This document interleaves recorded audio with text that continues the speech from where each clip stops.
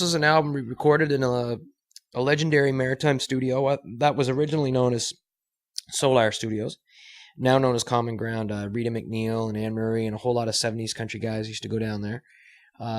We went in just to use the room for the sound, and I don't know, we spent about a couple months on it.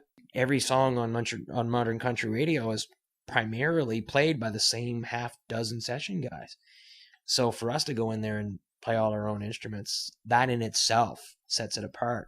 And we felt like, okay, we're gonna get the sympathy spins, And what started, if it was that, it only started as a sympathy spin, and then suddenly the phones were ringing, and people started calling in and going, "I want to hear that again."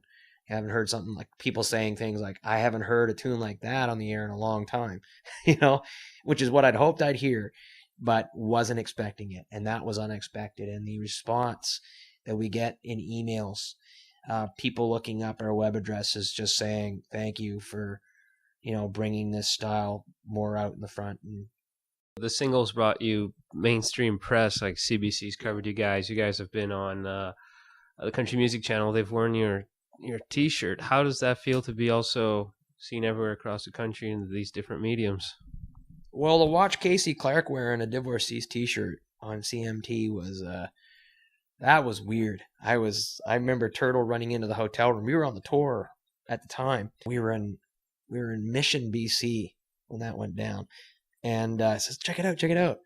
And there's Casey Clark wearing a Divorcee's T-shirt. It couldn't have happened at a better time. And it was just one of those things where we were looking at it going, we're at the opposite end of the country, and I bet you anything that all of our friends and family are at home wanting to call us about this, but we're a 4-hour time zone away, and it's really late at home. So yeah, it was pretty cool. You mentioned that you toured across Canada for the first time. How was that? Turtle drove. Our bass player, Denis Turtle Arsenault, he drove 13,000 kilometers in a white Kia minivan with a trailer behind it. Drove through every kind of weather you can think of, through every kind of scenery you can think of, from the most pristine, beautiful mountains, crystal clear lakes, the Northern Shield, and then suddenly, we're driving a mile down East Hastings in Vancouver, watching garbage can fires and heroin junkies wandering down the street in a daze. And, we saw it all. It was absolutely from one end of the spectrum to the other when it comes to scenery, from almost a horrific scene in, places like East Hastings to pure beauty in Lake Louise or the Northern Shield, unbelievable. We made a lot of friends. Tim Huss, again, this guy's as cowboy gets. And just a character, great guy, and a lot of fun to hang out with and joke around with. And we got good and righteously polluted a few nights in a row there, him and I.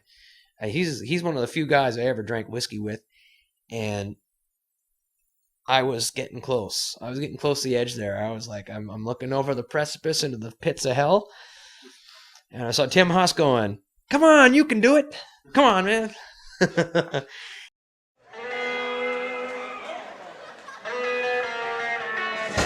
What you gonna do when every night's all alone? Ain't gonna hold your place, ain't gonna find it all.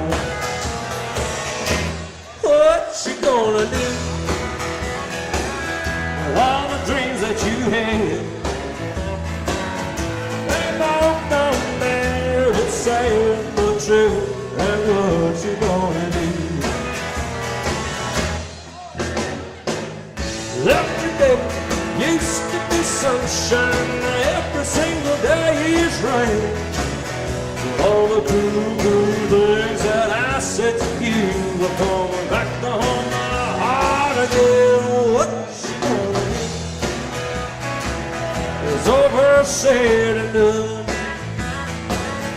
Well, what you gonna do? You pay your due. What you gonna do?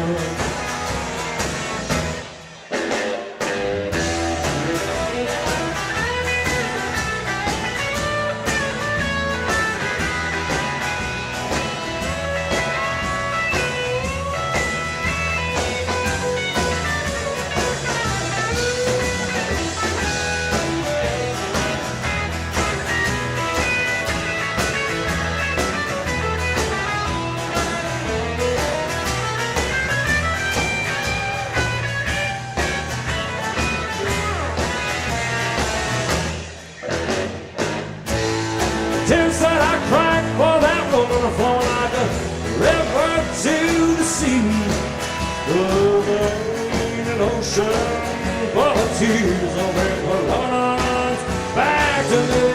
What you gonna do? Except sing a hurting song. Well, what you gonna do? Too bad you'll do. Now she's gone. Well, what you gonna do? Too bad you'll do.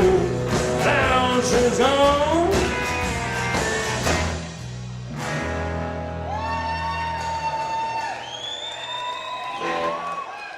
So many musicians are below the poverty line, working 2 jobs, working way more than than any other average guy would work. You got a musician that'll put in an 8-hour day, and then he'll put in another 8-hour day. You know, he'll go 9 to 5. He'll go home and eat, shower.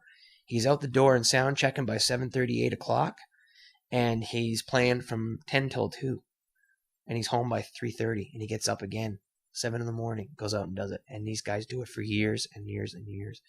So that's because the business doesn't pay them the way they need to be paid, and they're not supported the way they need to be supported. That's why I say my definition of success is just to be able to put in on average an 8-hour day, and make a living. And for the first time in my 15-year career, I took the plunge, and so did Brock and Turtle, to become full-time players.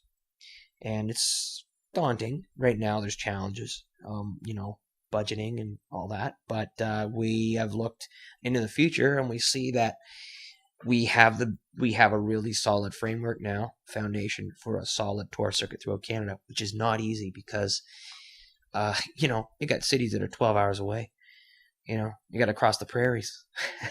And there's just not that many bars in Canada, So get your $1,000 visa, head down to the States, and pray they let you in, And so we have a couple of goals. One is to crack the U.S. market, build a tour circuit down there, make sure that we can get back. The other is to build a really strong touring circuit through the East Coast, through the Ontarios, Quebec, Ontario, and then through West, so that we can do a sequence of touring so that we're playing regularly year round. And the other would be to eventually get to the UK and play out there. There's a strong desire to hear the music of the Americas in the UK. They're fascinated in a much different way than we are. They think that it's very new to a lot of people over there when they hear it. So it's very cool. Like in Germany, they love country music. Who would have thought it? Anyway, but that the goal of the band would be to shoot a video, get on CMT, keep tracking singles, get on the radio, take the new country industry on head to head, and Nashville's stubborn. They're stubborn, and they don't like change, and they don't like taking risks. And the only way they do it is if bands like us come along and headbutt with them until we're both bruised and bloody. And then they'll finally go, okay, I relent.